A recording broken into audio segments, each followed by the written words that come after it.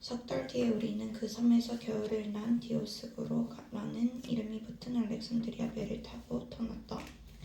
우리는 수라구사에 입항하여 사흘 동안 머물고 그곳을 떠나 빙 돌아서 레기온에 다다랐다.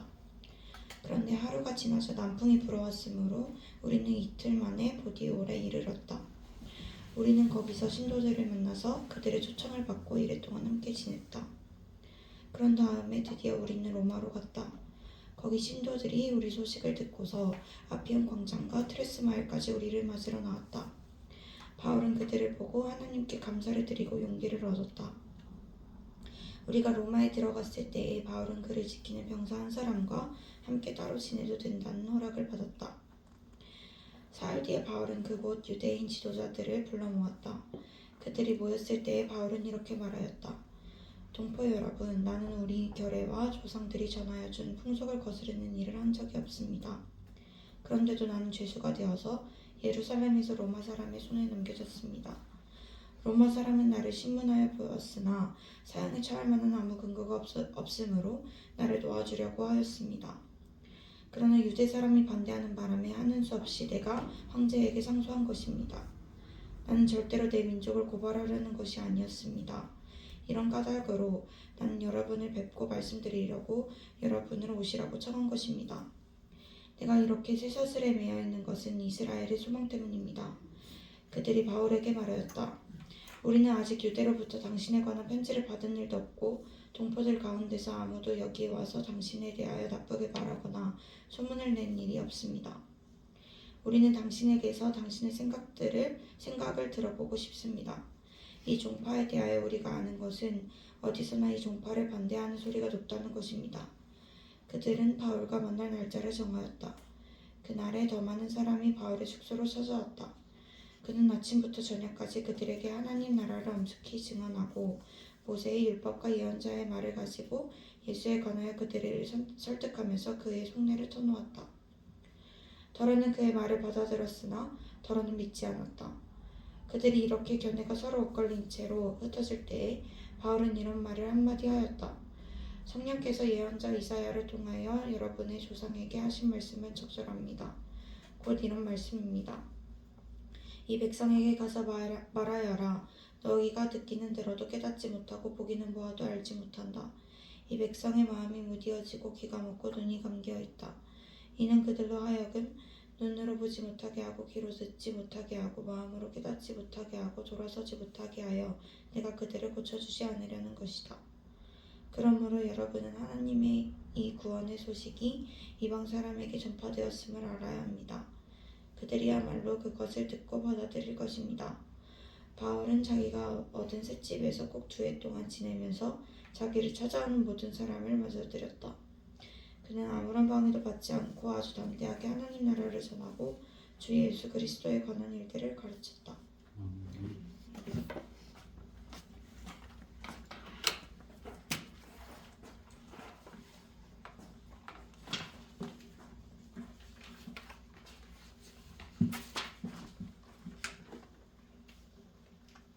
바울과 바울 일행이 탔던 배에 또 함께 탔던 모든 사람들은 이제 몰타 섬에서 3개월의 겨울을 지냈습니다.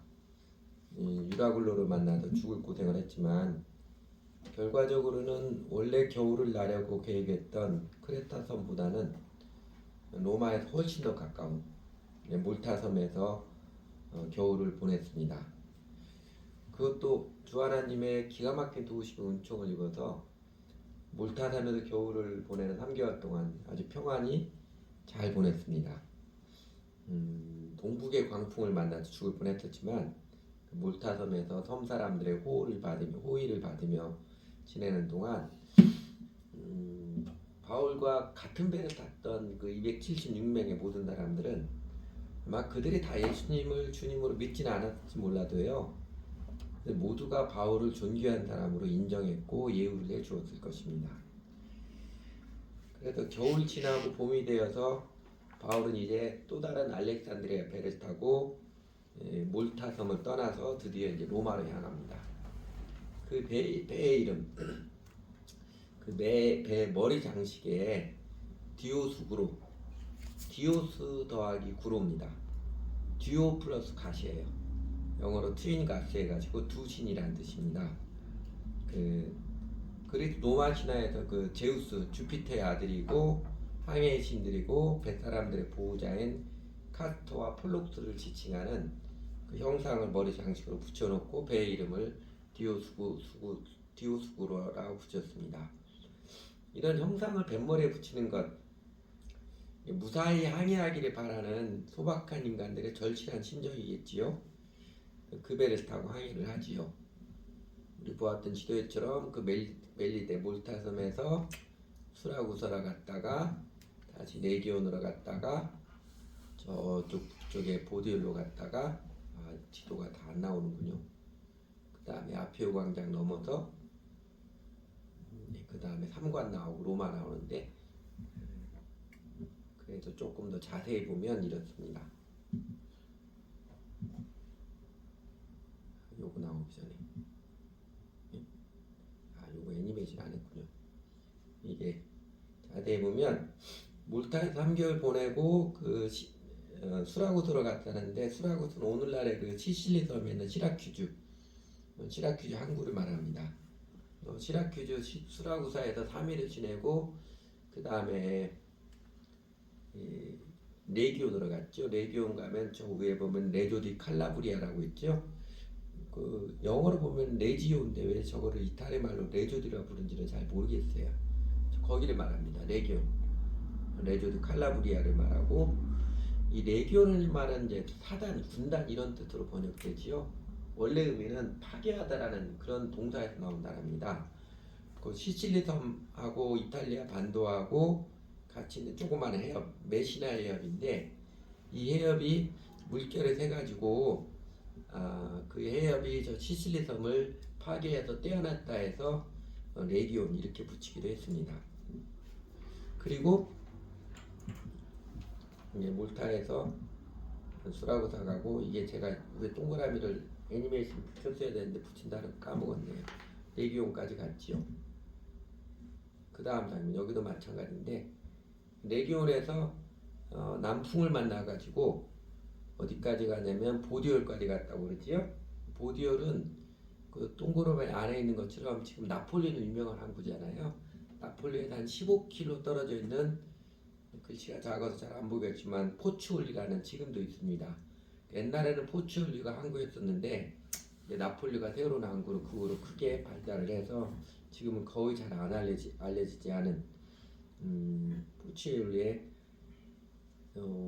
남풍, 순풍을 받아서 단 이틀 만에 꽤 먼 거리를 갔지요. 포추올리에 갔습니다. 그래서 지금도 그 포추올리 가면 저 화살표 있는 길이 비아 파울로스 해가지고 바울의 길이라는 도로가 있습니다. 여기서부터 바울이 로마를 향하여 걸어갔다 해서 비아 파울로스라는 관광지 도로가 있습니다. 이 보디올에서 로마까지 가는 길, 로마까지 가는 길인데 이렇게 로마까지 가는 길인데 요 길을 뭐라고 그러냐면 아피온 가드, 디 아피온 웨이라고 해가지고 유명한 도로입니다. 역사적으로 유명한 도로인데 저쪽 왼쪽 위에 로마에서부터 저쪽 오른쪽 아래까지 요 길을 기원전 312년에 아피우스 클라우디우스는 로마의 그 감찰관이 길을 닦았습니다. 전쟁에서 이기기 위해서. 처음에는 저 중간에 보면 나폴리 보면 카푸아까지만 했다가 후대로 아래까지 다 닦았는데 왜 그러냐면 모든 길은 로마로 통한다 유명한 말 있잖아요. 유명한 말이 나오게 된 게 이 아피안 가도 때문에 나오게 생겼습니다. 아피안 가도를 닦으면서 모든 길은 로마로 통한다 이 말이 나왔고요. 지금도 아피안 가도가 그대로 남아 있어서 물론 이제 없어진 것도 많이 있지만 이렇게 돌로 길을 다 만들어서 관광지로 지금도 사람들이 많이 찾고 있습니다. 그리고 그렇게 이제 보디올에 로마로 가면서 중간에 아피온 광장이라고 부르는 장터거리죠. 아피온 광장이라고 불렀던 이제 네거리길인데 아마도 지금은 라티나라는 도시 있거든요. 거기지 않을까 추측을 합니다. 왜냐하면 라티나에 가면 카살라 아피아라는 호텔이 유명한 호텔이 있습니다. 그러니까 그 라티나 지역에 보면 이 아피아라는 그 지명들 많이 따고 있어요. 마치 서울에 예전에 막 한양 뭐 이러는 것처럼 지금은 따고 있어서 아피온 광장이 명확한 근거는 없는데 라티나는 근거는 없는데 지금은 라티나이겠거니 그렇게 추정을 합니다. 로마에서 67km 떨어진 곳입니다. 그리고 이제 그 다음에 이제 트레스 마을로 갔다 오는데 로마를 가기 전에 우리 세 번역에 트레스 마을이라고 했는데 트레스 타버나크라고 단어하고 똑같은 타버나크 단어가 의뢰된 것입니다. 트레스는 셋이라는 뜻이고요. 그래서 세 개의 장막 해가지고 개역 한글판에 보면 삼관이라고 번역됐습니다. 세 개의 요관 해가지고 삼관이라고 번역했고 인터넷 보면 바울의 로마라고 하는 지도들 보면 아직도 많이 삼관이라고 번역된 데가 많이 있어요. 이 삼관이 뭔 뜻일까 했는데 여기가 지명인지 아니면 숙소 이름인지는 명확하지 않습니다. 로마에서 한 50km 떨어진 곳입니다. 그런데 로마에 있는 교인들이 이 트레스 타베르나크까지 나오고 더군다나 아피온 광장까지 나와서 바울을 마중 나왔지요. 50km, 67km 걸어서 마중 나와서 그렇게 마중 나온 형제들 보고 바울이 감동을 먹어서 하나님께 감사드리고 그 용기를 얻었습니다. 그리고 이제 마침내 이제 로마에 입성을 했지요. 로마에 입성을 해서 로마에서는 죄수 신분이잖아요. 그런데 그동안 배 타고 오면서 바울이 죄가 없고 이미 또 편지도 써놓은 게 있으니까 보통 분이 아니다 해가지고 로마에서도 그냥 병사 한 사람이 지켜주고 바울이 자유롭게 따로 지내도 된다고 그렇게 허락을 받았습니다. 그렇게 로마에 들어와서 이제 사흘을 잠잠히 지내며 일종의 이제 여독을 좀 푼 다음에 바울은 로마에 있는 유대인 지도자들을 초청을 했습니다. 그리고 유대인 지도자들이 모였을 때 자기 자신에 대한 변호를 했죠. 그게 이제 17절에 20절까지죠. 20절까지 이유는 자신은 유대 민족을 거스리거나 유대인들의 풍습을 거스리느라 한 것이 아닌데 어떤 사람들이 자신을 고발해서 죄수 신분으로 로마에까지 왔지만 로마의 관리들이 이미 신문을 해서 나를 무죄라는 거 다 알고 나를 놓아주려고 했었습니다. 그러나 예루살렘에서는 동정인 유대 사람들의 반대가 너무 심해서 그래서 어쩔 수 없이 나는 로마 황제에게 상소하여서 죄수의 신분으로 여기까지 온 것이지 제가 우리 민족을 욕하거나 정죄하는 것이 결코 아닙니다. 그래서 제가 여러분 직접 뵙고 자세히 말씀드리고 초청하고 있습니다. 이렇게 인사를 드렸지요. 네, 바울은 굉장히 조심스럽게 이야기를 하는데 그런데 근데 로마에 있는 유대인 지도자들은 예상외로 바울에게 호의적인 대답을 해주었지요. 아마 바울이 속으로는 깜짝 놀랐을 것이에요. 이제 21절하고 22절이죠.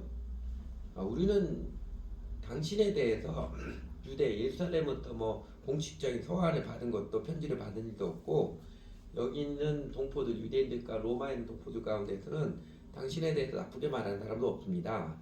단지 우리가 아는 것은 예수를 믿는 종파에 대해서 어디서나 반대하는 사람들이 꽤 있다는 것이고 그래서 왜 그러나 싶어가지고 우리는 사실 당신의 사상을 듣고 싶었습니다. 이렇게 호의적인 대답을 해서 바울이 깜짝 놀랐을 것 같습니다. 그래서 바로 유대인들과 바울이 다시 만나서 바울의 복음 사상을 듣는 날짜를 정했지요. 날짜를 정했습니다. 그게 이제 23절부터죠. 그리고 이제 그 정해진 날짜가 되었을 때 처음 만났던 유대인 지도자뿐만 아니라 더 많은 유대인들이 바울에게 와서 바울은 그들에게 하나님 나라에 대해서 그리고 구약 성경에 예언한 메시아가 바로 예수님이시라는 복음에 대해서 명확히 증거하며 그들도 주 예수를 믿도록 설득을 하였습니다. 그러자 바울의 사상을 들은 유대인 중에는 바울이 전한 복음을 받아들여서 믿는 사람도 있었고 안 믿는 사람도 있었습니다. 아마 추정컨대 안 믿는 사람들이 훨씬 더 많았던 것 같아요. 그 후에 바울이 탄식하는 장면을 보면요. 그렇지만 로마에서는 이전 예루살렘에서처럼 지금까지 1차, 2차, 3차 전도여행 다니면서 항상 유대인들이 극렬한 유대인들이 바울을 집요하게 회방하고 박해를 했었잖아요. 근데 로마에는 그런 사람은 없었습니다. 근데 그 모습 보고 바울은 선입견이 없는 사람들이라고 할지라도 복음은 다 받아들이는 것이 아니구나. 그렇게 생각하고 안 믿는 유대인들에게 안타까운 심정에 한마디 더 했지요. 그들을 향해서 성령님께서 예언자 이사야를 통해 해주신 말씀이 여러분들에게 딱 맞네요. 어떤 사람들이 들어도 깨닫지 못하고 보아도 알지 못하는 것은 마음이 무디어졌기 때문입니다. 이것도 다 하나님의 뜻이 있어서 그런 것입니다. 그래서 유대인인 여러분 이 사실을 알아야 합니다. 하나님의 선택받은 민족인 우리 유대인들이 이 하나님의 복음을 거부하기 때문에 하나님께서는 복음을 이방인들에게 전하게 하셨습니다. 그게 이제 26절, 27절, 28절이지요. 사도행전의 대미를 장식하는 이 마지막 부분은요. 사도행전 이후 앞으로 인류 역사에서 복음이 이방인들에게 힘있게 증거되어 갈 것임을 예고해주는 복선임을 암시해 줍니다. 그 이후로 역사는 실제로 그렇게 이방인들에게 계속해서 증거가 되었고요. 마지막 날 이방인의 로마서에 기록된 것처럼 이방인의 수가 차기까지 유대인들이 회개하지 않고 있다가 이방인에게 내려준 하나님의 풍성한 모습 보고 유대인들이 시기 질투가 나서 예수님의 메시아임을 회개하고 돌아온다고 그렇게 예고가 되어 있지요. 그리고 이제 사도행전 마지막 두 구절 30절 32절은 바울이 로마에서 2년 동안 살아가면서 그가 살아가는 모습, 사역하는 모습을 아주 단적으로 묘사해 주었습니다.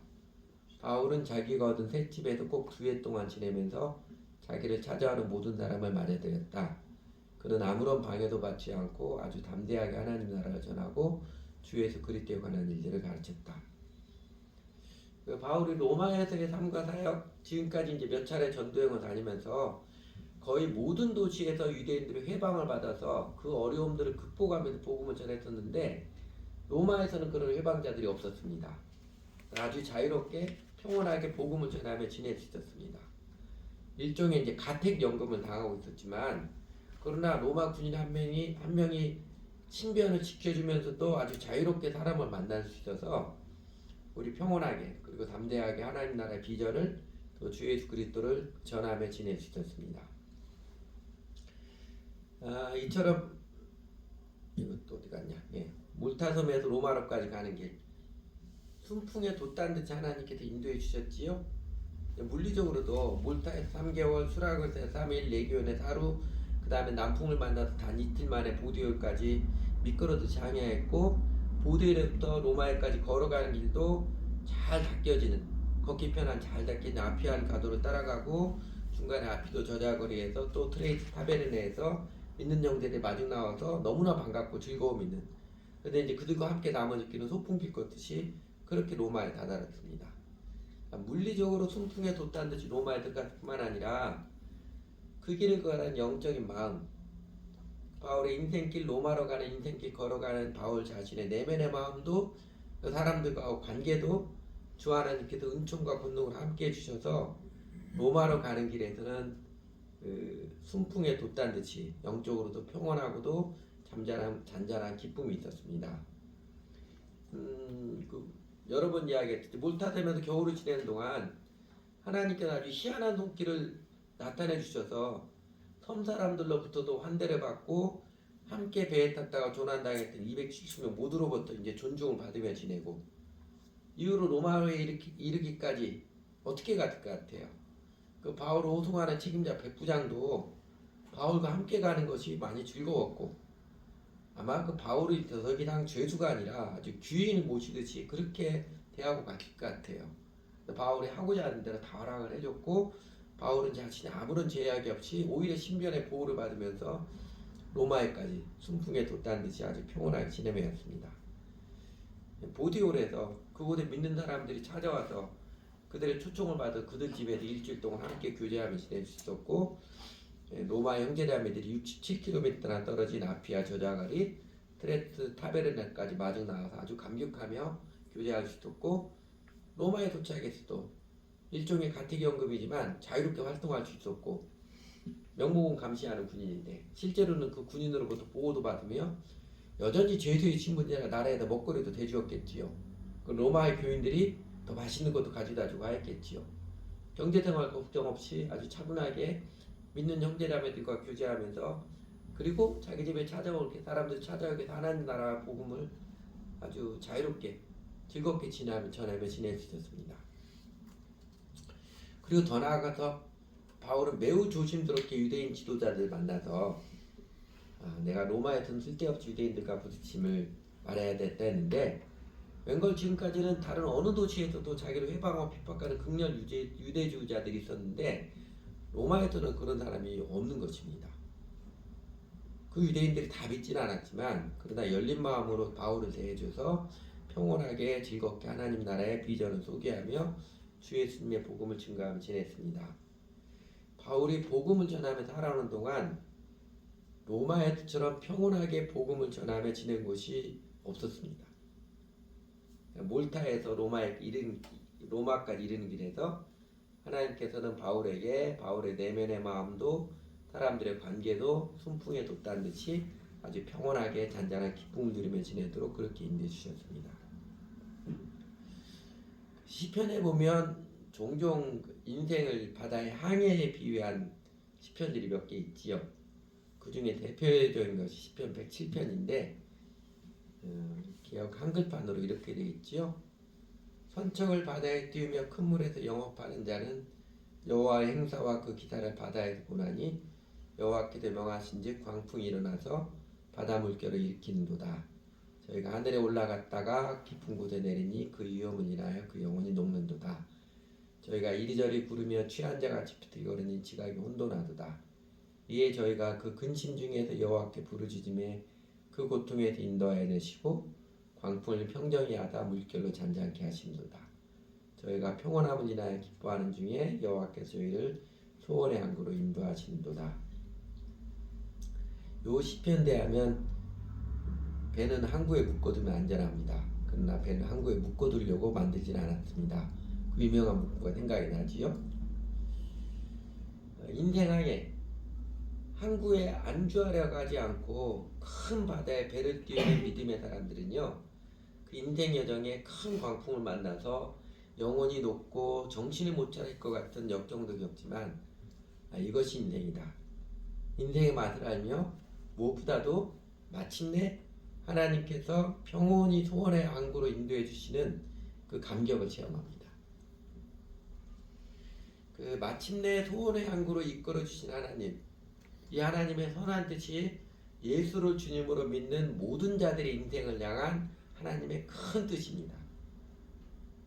바울의 로마행처럼 중간에 그 아슬아슬한 과정들, 광풍을 겪게 됐지만 그러나 하나님께서 인도하시는 바탕의 뜻, 대대는요, 순풍에 돋다는 듯이 마침내 소원의 항구로 인도해 주시는 은혜입니다. 우리 모든 사람을 향한 하나님의 뜻, 하나님의 뜻의 대대는요, 우리 믿는 모든 사람의 하나님의 대대는요, 순풍에 돋다는 듯이 마침내 소원의 항구로 인도해 주시는 은혜의 뜻입니다. 그렇다고 인생의 모든 날이 순풍에 돋다는 듯이 흘러가지는 않을 것입니다. 아마 그렇게 인생의 모든 날이 순풍에 돋다는 듯이 그렇게 흘러가면 재미없어가지고 다들 우울증 환자가 되고 말 것이에요. 인생길에 항상 꽃길만 걸을 수 있는 것이 아니면 여러분도 다 아시잖아요. 그러나 이 사도행전의 바울처럼 하나님 의지함으로써 내 작은 인생 험한 세상의 다리가 되도록 거친 세상을 향하여서 도전하는 도수를 믿음의 인생, 그 인생은 전능하신 하나님께서 마침내 소원의 항구로 순풍에 돋다는 듯이 인도해 주십니다. 그 사람은 하나님께서 매력적인 선물로 주신 인생의 맛을 알고 그 하나님의 은혜에 감격하며 그래도 마음속 깊이에서 이 시편 기자가 노래하는 것처럼 평온과 감사와 경의의 노래를 고백합니다. 그리고 우리 모든 믿는 자들의 인생을 순풍에 돋다는 듯이 마침내 평온하게 소원의 항구로 이끄신 하나님 손길은요, 이 땅에서는 완성이 아닙니다. 우리의 믿음의 인생하기를 마치고 마침내 하늘 안식으로 인도함을 받을 때 그 어느 때보다도 순풍에 돋다는 듯이 평온히 그토록 바라왔던 소원의 항구로 이끄심을 경험할 것입니다. 우리 예수님 믿는 사람들, 정직하게 예수 믿었던 사람들 한 사람 한 사람 하늘나라로 갈 때 우리가 밖에서 다른 사람이 볼 때는 어떡하나 하지만 그러나 예수를 주 믿는 사람들 그 심령은요, 그때만큼 평온하게 하나님께서 마침내 소원의 항구로 이끄시는 그 은혜의 손길을 경험하는 데 없을 것 같아요. 우리 인생의 항해의 광해 중 순탄하게 이끌어지는 그 순간순간들은요, 아마도 온전한 하늘 안식을의 소망을 바라보게 하는 예고편일 것입니다. 우리 인생의 항해 중에는 여러 모습들이 있잖아요. 그러나 때로 순풍에 돛단 듯이 순순하게 이끌어주시는 그때는요, 이게 전부는 아니다. 마침내 하늘 안식으로 인도하실 때 하나님께서 순풍에 돛단 듯이 우리를 이끌어주시는 그 소망을 바라보도록 하나님께서 미리 예고편 보여주시는 것입니다. 바울의 인생, 그 사도행전은 그 숱한 역경과 위험들 가운데서도 마침내 로마죠. 그의 소원의 항구로 순풍에 돛단 듯이 이끌어주시는 모습으로 이게 끝을 맺잖아요. 바울의 인생에 대한 사도행전은 그 모습으로 끝을 맺지만, 그러나 바울의 인생이 여기서 끝은 아니잖아요. 그 후로도 복음의 사역을 했고, 그리고 그에게는 더 온전한 하늘 안식, 영원한 소원의 항구로 인도해 주시는 은혜가 아직 남아 있습니다. 그러므로 하나님께서 인도하시는 인생의 원리, 이 세 가지는 기억하며 살았으면 좋겠습니다. 첫째는요, 믿는 우리를 인도하시는 하나님의 대대, 하나님의 바탕의 뜻은요, 순풍에 돛단 듯이 마침내 소원의 행구로 인도해 주시는 아름다운 뜻입니다. 내가 직면하고 지금 살아가는 말이 정말 힘들고 어려울지라도 예수를 주님 믿고 살아가는 내 인생 안에 하나님 뜻은요, 마침내 소원의 행구로 이끌으시는 그 아름다운 뜻입니다. 둘째, 그 인생의 과정, 항상 꽃길만 걸을 수는 없지요.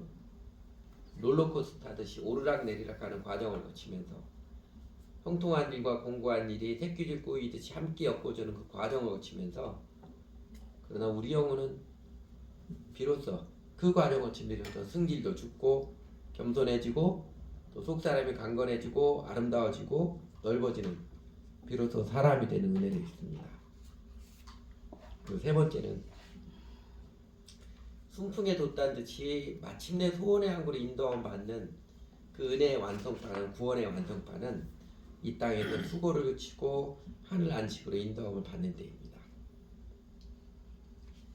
여러분, 그렇다면 오늘 우리 믿는 사람들은 바울의 모습이 숱하게 보여졌던 것처럼 나만 잘 먹고 잘 살겠다고 하지 않고 험한 세상을 향하여서 믿음의 도전을 계속해야 하며 마땅하지 않을까요? 바울이 로마에서도 어디에서도 사람들을 만나서 예수가 그리스도 주님이십니다, 복음을 전하면서, 그리고 하나님 나라가 이미 도래했고 지금 이루어져 가고 있는 하나님 나라의 비전을 증거했듯이 우리에게도 아직도 가야 할 길이 남아있잖아요. 우리에게도 아직도 믿음으로 도전하며 나아가야 될 소원의 항구들이 아직도 많이 남아있습니다. 여러분, 문 영혼들이, 우리의 이웃들이 바람이 나는 것처럼 그냥 무신론의 바람에 휩쓸려가는 세상 현실을 우리가 그냥 바라보고만 있을 수는 없지 않잖아요. 우리나라 교회 다니는 사람들 중에 스스로 자신은 명목상의 교인이라고 밝힌 비율이 50%가 넘는 이 실상, 이 안타까운 실상, 대한민국 교회가 세상의 광풍에 함몰되어가는 영적인 현실에 우리가 무관심할 수는 없지 않아요. 대학생 크리스찬 비율이 자신이 기독교인이라 밝히는 비율이 2%가 안 되고, 자신이 거듭난 크리스찬이라고 한 비율이 0.7%에 불과한 우리의 다음 세대들이 하나님을 모르는 세대가 되는 것을 눈 감고 지낼 수는 없잖아요. 우리나라 민족, 어제 뉴스에 그런 거 있습니다. 대한민국 내 남북관계 전문가, 미국 전문가가 딱 지금이 6.25 전과 비슷하다. 북한이 언제 남한을 침공해 이상한 일이 아니다. 그렇게 발표한 뉴스가 많이 나왔습니다. 사실은 북한이 남한을 침공한 게 아니고요, 남한과 미국이 북한의 핵시설을 파괴하려 침공할 것이 가까워졌는지 모르겠어요. 왜냐면 언제나 전쟁은요, 힘이 약한 사람이 먼저 힘센 나라에 전쟁하는 경우는 없어요. 우리나라가 북한에 지금 경제력이 국력이 60배인데, 그리고 올해 세계 군사대국 강국 순위에 나와도 우리나라 세계 5번째 군사 강국입니다. 작년에 6번째인데 또 하나 단계 올라서 프랑스 제치고 5번째로 올랐어요. 미국, 러시아, 중국, 인도, 그 다음에 대한민국이에요. 우리나라 비가 안 믿지요. 우리나라가 엄청난 군사대 강국입니다. 근데 여러분, 우리 민족이 1500년 동안 같이 살은 한민족인데 이렇게 힘으로 누르려고 하고 힘으로 버티려고 해 또다시 6.25 같은 민족 전쟁이 일어나는 것 그냥 내버려 두고 볼 수만은 없잖아요. 내가 한들 뭐 하겠습니까? 하지만 우리에게는 전능하신 하나님께 매달린 기도가 있잖아요. 우리 시대 세상의 모습 어쩌면 다 이런 모습입니다. 아프리카에 스프링버그라는 사냥이 있습니다. 이 사냥이 어떤 모습이냐면요, 천천히 아주 수뇌가 천천히 풀을 뜯어서 먹고 가는데, 그런데 몇 마리 있을 때는 괜찮은데 가끔 이제 몇십 마리 몇백 마리 모이면 앞에 있는 사냥들이 풀을 뜯어 먹으면 뒤에 따라가는 사냥은 먹을 게 없는 거예요. 그 뒤에 있는 스프링버그들은 추월을 합니다. 앞으로 추월을 해가지고 자신이 앞에서도 자기가 먹으면 한 번 추월을 당한 사냥들은 쟤들이 앞에 있으니까 내가 먹을 거 없는 거 다시 또 추월하려고 하면 내가 이렇게 추월하면 내 먹을 거 없다 해서 그 다음부터 이 사냥들이 먹지 못하고 풀을 먹지 못하고 다 앞으로 달려가게 합니다. 결국은 낭떠러지에 다 떨어 죽을 때까지 달려간다고 그래요. 세상의 모습이 지금 그러잖아요. 하나님이 기후변화를 통해서 인류의 공멸에 대해서 경고해 주는데, 그래도 뭐 COP 지금 28자까지 했는데 아직까지 한 번도 강대국들, 경제대국들이 실질적인 대책을 못 내고 있습니다. 이런 세상이 그렇게 멸망을 향해 가도록 나몰라라 할 수는 없잖아요. 우리가 타고 있는 배가 민족과 국가라는 배가, 대한민국 교회라는 배가, 그리고 우리 시대 세상의 모습이 내가 별거 아니니까 나몰라라 할 수 없잖아요. 하나님의 통치가, 하나님의 정의와 평화와 사랑의 통치가 내가 속해 있는 이 크고 작은 공동체들, 대한민국 교회와 우리나라 민족 역사에 그리고 우리 시대 가운데 힘있게 임하도록 이 작은 자의 기도를 하나님께서 작은 몸짓의 기도를 귀하게 여기십니다. 한 주간 한 주간 인생의 난들을 살아가면서 무리하게 유튜브나 뒤적거리며 할 수만 있다면 쾌락거리 탐닉하거나 아주 피곤하도록 쾌락거리 탐닉하다가 정작 해야 될 거 못하고 그냥 몸뚱아리 편하게 살려는 돼지 같은 인생을 살 수는 없지 않습니까? 주 예수를 믿는 우리 인생을 향한 하나님의 바탕의 뜻, 대대는요, 마침내 순풍에 돛단 듯이 소원의 항구로 인도해 주시는 그 위대한 생명의 약속이 있으니 바울처럼 우리도 제일 큰 계명의 정신으로 지상명령을 따르게 오늘 또 도전하며 매진하며 나아감이 옳지 않겠습니까? 바울, 유대인들이 집요하게 살해 공작을 펼 때에도 유라굴로 광풍을 만나서 험한 바다에서 그 공동체가 떠밀려 다닐 때에도 그와 함께 하시며 기가 막힌 웅덩이에도 건져주시고 또 친히 말씀해 주시며 바울 자신뿐만 아니라 다른 사람에게도 소망을 주는 사람, 격려를 주는 사랑의 사람으로 살아갔듯이 우리도 인생 항해의 스릴과 은총을 제대로 맛보며 살아야 하지 않겠습니까? 하나님과 함께하는 그 은혜를 누리면서요. 그래야 매력적인 선물로 주시는 우리의 인생 사는 것처럼 살았다고 할 수 있지 않겠습니까? 사도행전 바울의 삶에 획을 그었던 정신은 이것이었습니다. 그는 언제 어디서나 다르게 표현하면 그리스도를 알고 그를 알게 하라. 그리스도를 알고 그를 알게 하라. 예수 그리스도를 알고 다른 사람들에게 예수 그리스도를 알게 하는 그 사랑으로 살았습니다. 그 열정으로 살았습니다. 그 정신의 인간 바울에게 하나님께서는 권능과 은총으로 함께 하시고 마침내 순풍에 돛단 듯이 소원의 항구로 이끌어 주셨습니다. 먼저 그의 나라와 그의 의를 구하라. 그리하면 이 모든 것을 너에게 더하시리라. 예수님의 직접 말씀처럼 먼저 그의 나라와 그의 의를 구하며 살아갈 때 하나님께서 이 모든 것을 더해 주심을 하나님께서는 바울의 삶을 통해서 실증하여 보여주셨습니다. 이제는 우리 차례입니다. 우리 행전을 써나가야 될 차례입니다.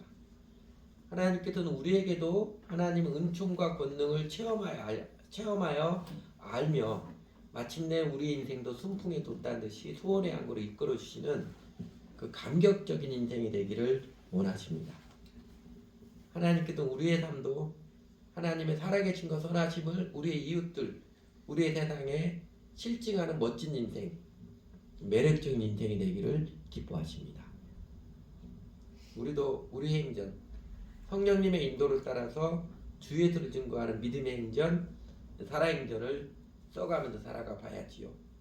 예수님처럼 바울처럼 그리고 앞섰던 수많은 믿음의 사람들처럼 제일 큰 계명으로 지상명령을 따르기에 우리 인생을 걸고 목숨을 걸고 마음을 다하고 힘을 다해 살아가 봐야지요. 기도하겠습니다.